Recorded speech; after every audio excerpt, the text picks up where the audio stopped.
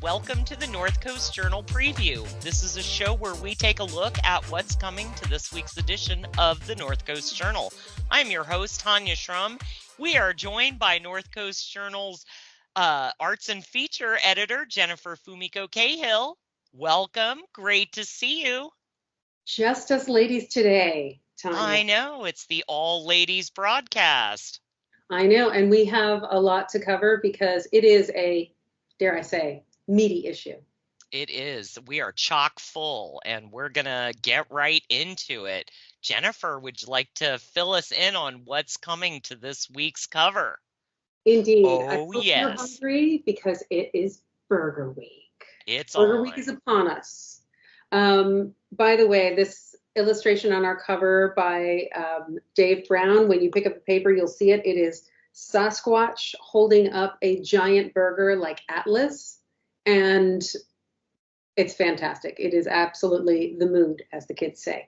So we have 35 burgers this year. I am a wreck. When I was going through it, I was sitting there like, for the past week or so, they've been trickling in. And then when they kind of all come in at once, I'm just proofreading. Like, once again, Burger Week is a thing that we don't select editorially. It's a promotion for local restaurants, but we don't know what's going to go in them or, who's participating until it's on paper.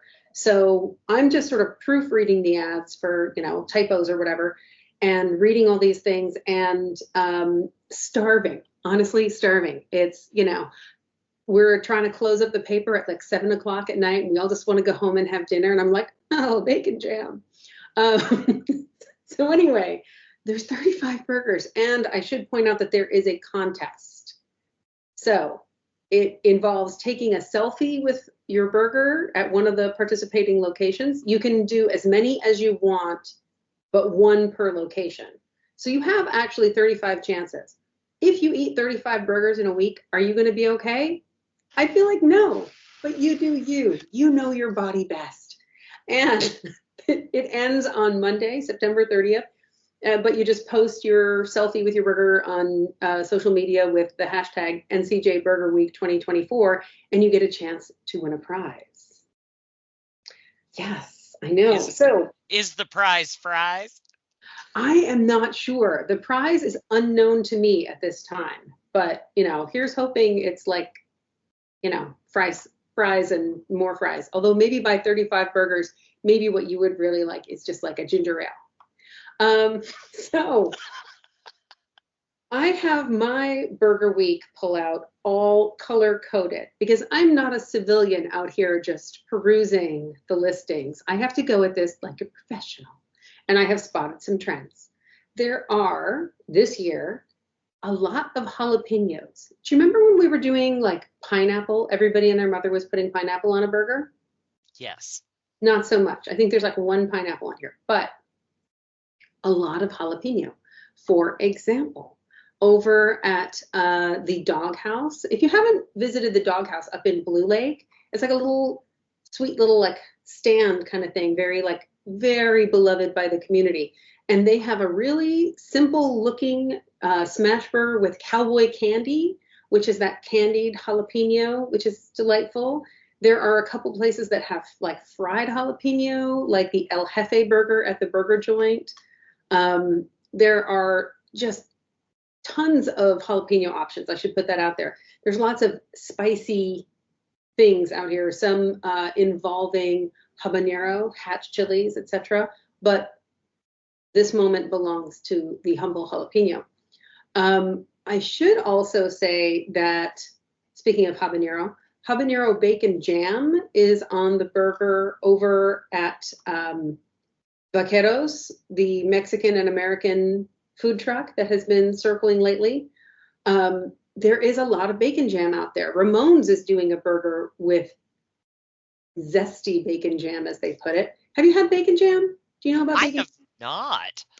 That is that's a new world of flavor that I'm gonna have to experience. Yeah, bacon jam might be your jam. It's kind of like the spiritual cousin of both jam and like caramelized onions. So it's Ah. jam, it's bacon that's like cooked down. It's usually kind of soft. Depending on the kind of bacon jam, it might be different. It might be a little bit sweet. It might not be.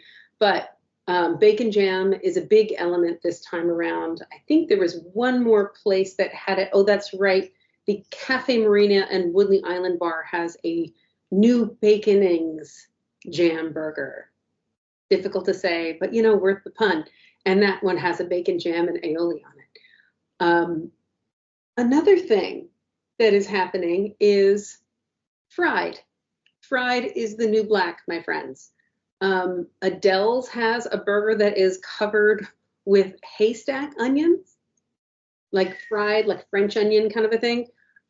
Also, Godspeed and good luck to everybody who actually goes and gets it at 7 a.m. when they start serving it at Adele's. Bless you all. The 5150 burger, also my favorite Van Halen album, I Will Fight You,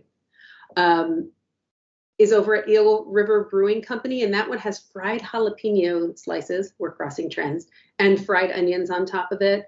I mean, like onion rings on a burger is a solid thing, which you can get at the Humboldt Bay Burgers truck, has a bacon ranch cheeseburger that has fried onion rings, big thick ones on top.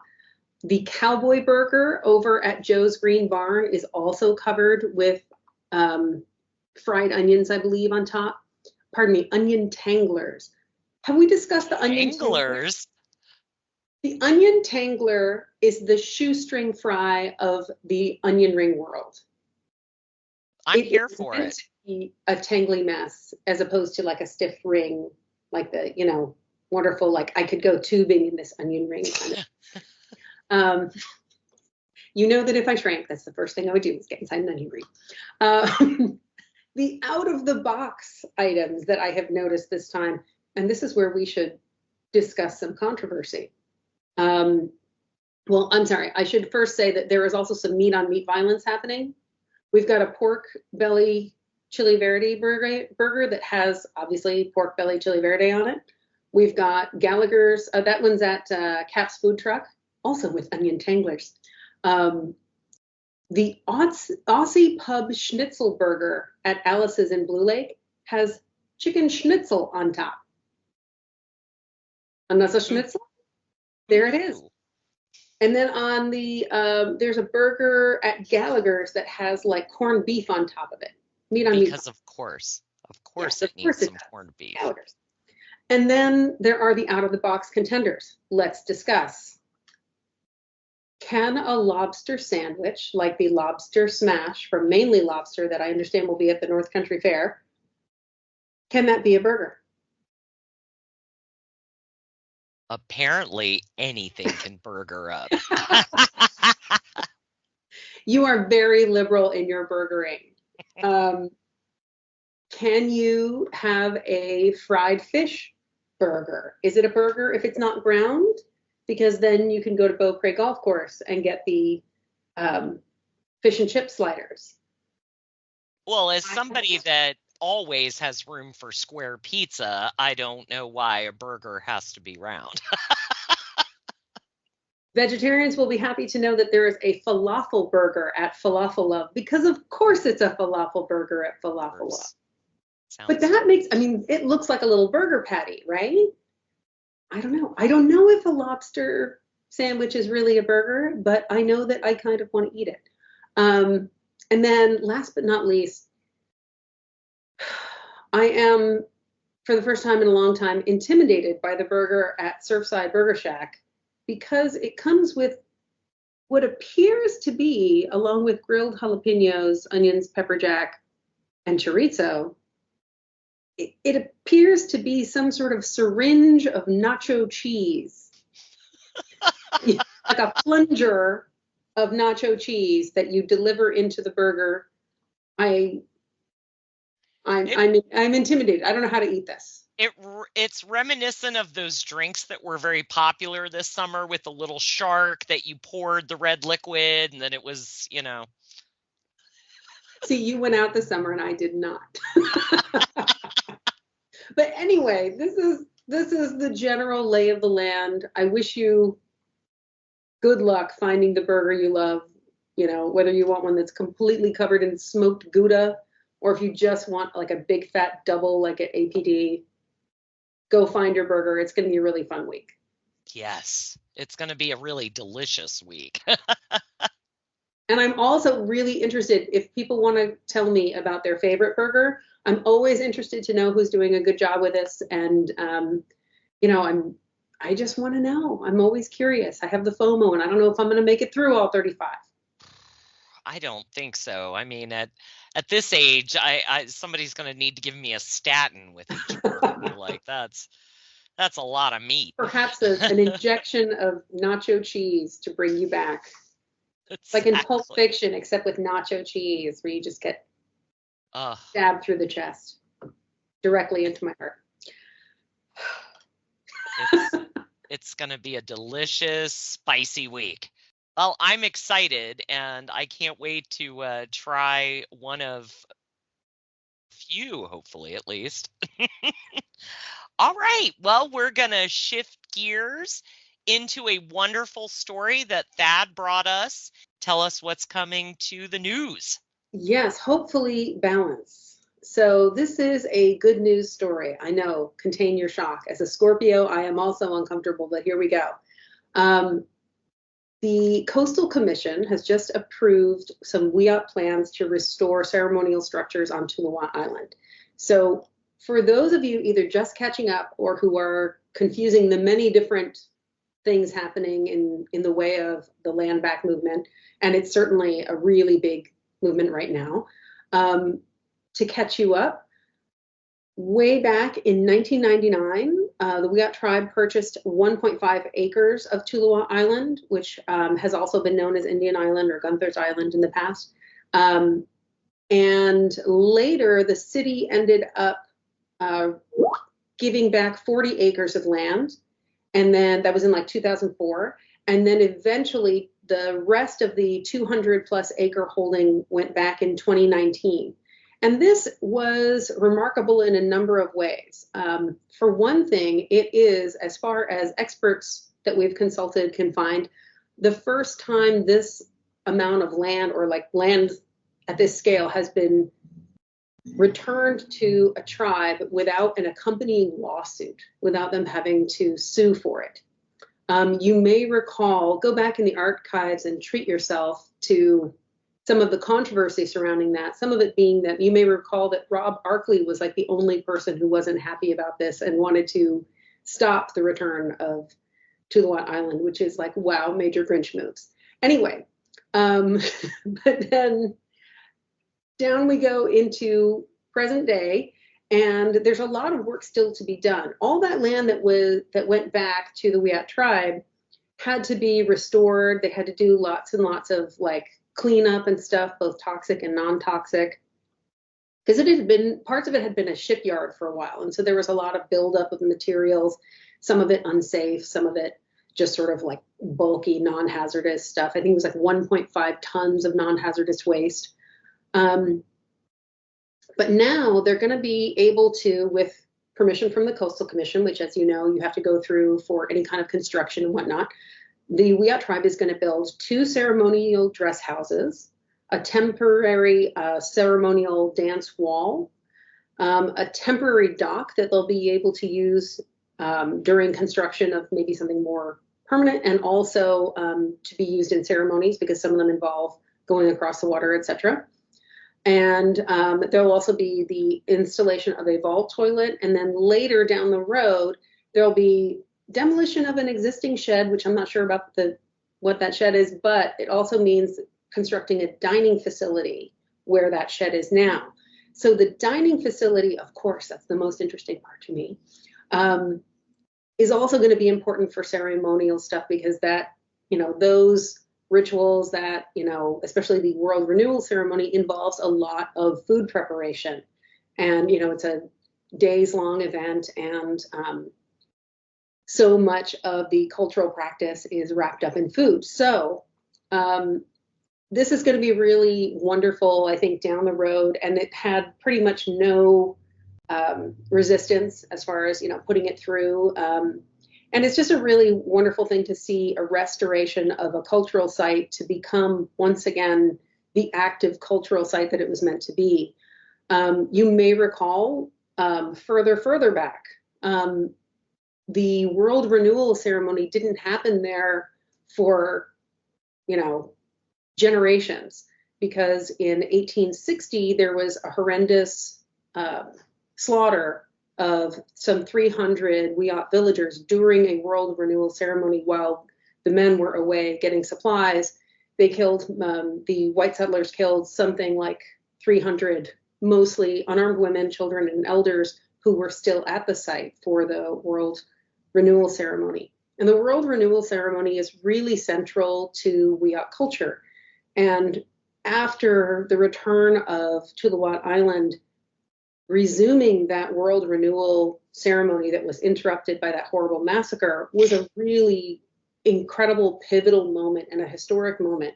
And to be able to go from there and have kind of more resources, more of these structures that are going to make it easier to have a real permanent annual event. I think it's beautiful to see, and we're living in a time when this kind of education and repair and restoration is happening. It's just great to watch. It really is, and I'm so looking forward to seeing how that evolves and the ceremonies that will be taking place there again in the future. I think that it's all about bringing balance back. Yeah, I really liked the quote that Thad included at the end of the story. He spoke to Ted Hernandez, who said to the Coastal Commission, by allowing us to build these structures, we're allowed to bring back the World Renewal Ceremony, which is bringing back balance into the world. And that's what we need today. We need to bring balance back to this world so we can get rid of the sickness and all of the hatred that's going on in this world today. You can't fault him there. No, and you can't ask for a better idea of what we need. Absolutely. Well, amazing reporting by our editor, and thank you so much for bringing it to us, Jennifer. We have a new contributor to discuss here at the tail end. Yes. I got an email from Pete Haggard maybe like a month back or something, and we got together and had coffee, and we talked about birds and bugs and plants and all the things that he loves. He's a wildlife guy. He taught classes at Cal Poly Humboldt. He's just a really interesting guy. He's written a book about wild creatures here in our county. And of course we have Barry, who writes a lot about the natural world and about the history of our county and whatnot in field notes. We have Mike Kelly, who writes about dead stuff that he finds on the beaches here in Humboldt County and what they are. What is that gooey clear thing on the ground? It's not a jellyfish. And now, hopefully, we have our first installment from Pete Haggard, and as well as Jane Monroe, his partner. And together they wrote this really great story for us about a dead tree. So when you see a dead tree, or at least for me, a non-outdoorsy person, a dead tree standing in the middle of the woods, and I just sort of think, oh, that somebody better take that down before it falls on someone or something, right? Its life to me is over when I look at a dead tree. But in fact, as he explains in the story, the dead tree is teeming with life. Some of that is very tiny in the form of beetles and other insects who dig those crazy labyrinth groove that I had until now thought was like some Blair Witch Project stuff. They make their homes in these little mazes inside the tree's wood. And that could be when the tree is up. It could also be when the tree falls down. It's still teeming with life and bugs and whatnot. And then also he has this gorgeous picture that he took of a pair of red-bellied sapsuckers. And now I know that's really a bird. Um, and they are living inside this hollow tree, like this soft tree that's now like full of bugs and things for them to eat. Apparently salamanders love a dead tree. Woodpeckers, the sapsuckers. Boy, I really struggle with that. There is something called snags, which he talks about, these sort of like an old, dead tree that's just sort of hanging out. He was saying in the story that you don't see those in urban landscapes. Like they're not going to keep a dead tree in Central Park or someplace that's been clear cut. And so this whole kind of condo of life that's, supported by the dead tree, you won't have in those places. And there's a real value to having this dead tree that you would think, oh, I've got a dead tree on my property, I've got to take it down. But it in fact is contributing to the ecosystem in this really unique way that a live tree wouldn't. And it's a lovely story. He knows a great deal about plants and animals, and it's a pleasure to kind of get another way to look at the world around us, especially the woodsy world around us. Well, thank you, Jennifer. I agree. I think it was a lovely circle of life, part of the ecosystem kind of story, and the heartbeat of a dead tree. I know I'm paraphrasing, but it was really well done. Okay, Jennifer. Well, with our remaining time, let's tease up what else is coming to this stacked edition of the North Coast Journal. It is stacked like the burger on the cover, because this week, I don't know, I just had this crazy desire to get every freelancer we've got involved. Simona Carini has the solution to your zucchini problems. And by the solution to your zucchini problems, I mean recipes for you, because I know that right now you are struggling under a pile of zucchini trying to turn up the volume on this show. And also we have, it's like a tomato thing, like a roasted tomato zucchini thing, which, it's never bad. And it's, hey, I've been eating a wonderful amount of zucchini bread, so right? But also for real, a loaf of crusty bread and this roast vegetable thing, congratulations, you're welcome. Tigger Bouncer Custodio has a review of Blithe Spirit, which is at the Ferndale Repertory Theater, which is about, when you have a seance, but you actually bring back your dead wife and she's not wild about your new wife-to-be. It's one of those Awkward. English kind of, right? English drawing room comedies. And what is trippy about it is you may have seen a black and white movie called Blithe Spirit, and this is a black and white play. All the makeup, all the clothes, the lighting and everything makes everybody on the stage black and white, and it's a trip. So that is out there. Also, we have a really great, Colin is always great in the set list, but this week he is talking to a band that's coming to town. You pronounce it as Juju, but I could be wrong because the anglicization of Chinese words is really hard for me. XIU. The band is coming to town, I believe, this week on the 24th. They have a gig at the Miniplex, and he's interviewed them about their work in the past and what they'll be performing in town. So it's a little special extra thing for us. And always, Julia Graham-Witt is here to help you solve your problems with slugs, bugs, and cloven-footed demon spawn, aka deer. And thank you again for bringing all this to our show today. And of course, that wraps up this all-female cast of the North Coast Journal preview. The current edition is available on newsstands now, or of course, you can find it at northcoastjournal.com. I am Tanya Schrum. Thanks for being with us and staying informed and supportive of our North Coast community. Go get your burger on.